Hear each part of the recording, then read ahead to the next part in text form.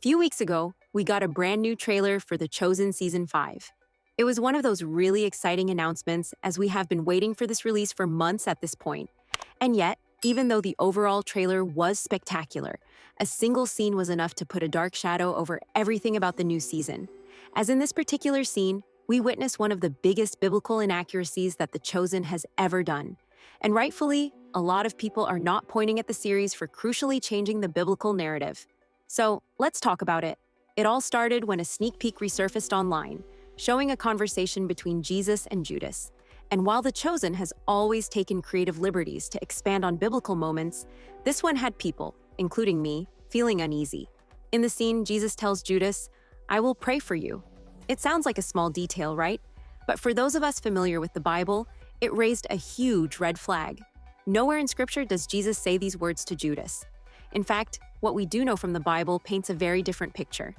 In John 17:12, Jesus refers to Judas as the son of perdition, emphasizing that Judas' betrayal was foretold.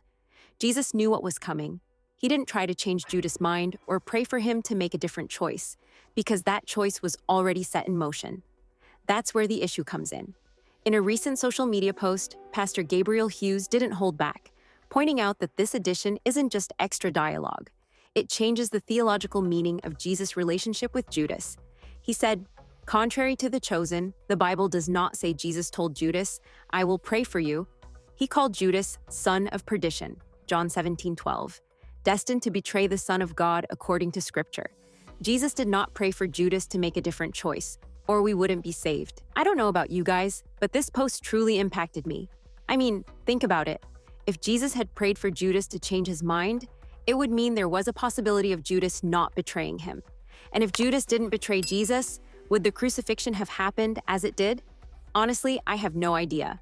I'm not a theologian by any means, not even close. All I'm saying is, I think the criticism raised by these people are worth thinking about.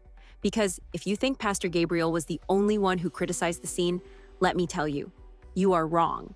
For instance, Florida Southern Baptist pastor Adam Page also spoke on the issue, saying, "There's the Bible, and then there's The Chosen. The two rarely, if ever, meet." Well, clearly, that's a harsh take. But still, I think it is worth to think about the difference between creative takes and the Bible. I mean, how many people would take The Chosen as the actual Bible as if everything was completely accurate, right?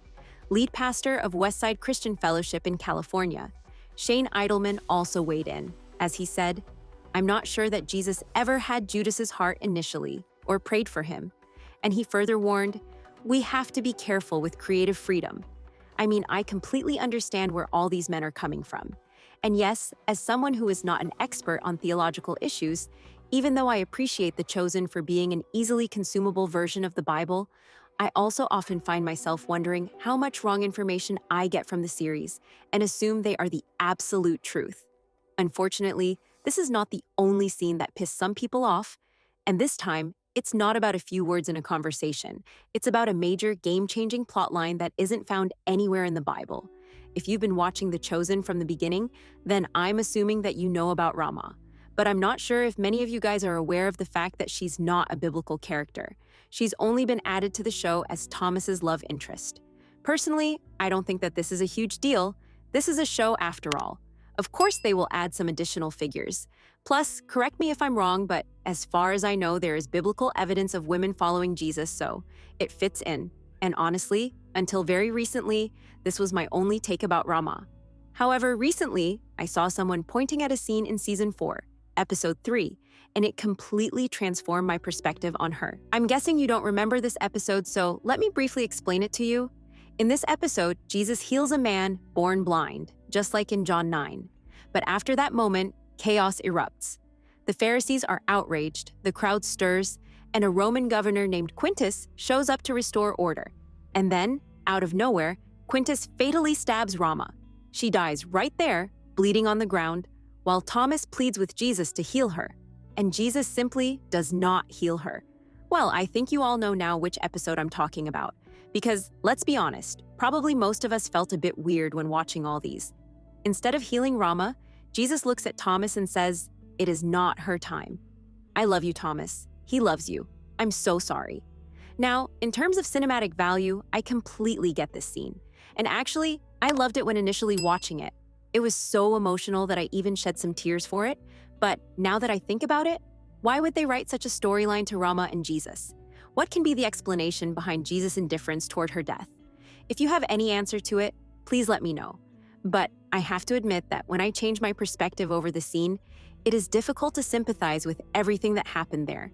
And imagine people assuming that Rama was a real biblical character and believe that Jesus simply did not save her. I don't know about you guys, but this does not sit right with me. Well, we know that Dallas Jenkins has defended the scene, saying that the disciples struggle with the same questions we do and ask why doesn't Jesus always intervene. Now, I made a little search on this, and as far as I understand, the Bible also has some incidents where Jesus does not heal. And yet, in those ones, the issues were usually tied to the lack of faith. But again, please correct me on it if I'm missing something here. And I don't think the show provided such an explanation for Rama incident. In a recent interview, Dallas talked about how his focus is on making the show as authentic as possible. He also shared his excitement about the direction of future seasons, saying, "We're going to go beyond the resurrection, showing some of those days before Jesus ascends into heaven. We want to go that far." Clearly, he believes they are doing their best to keep everything as biblically accurate as possible.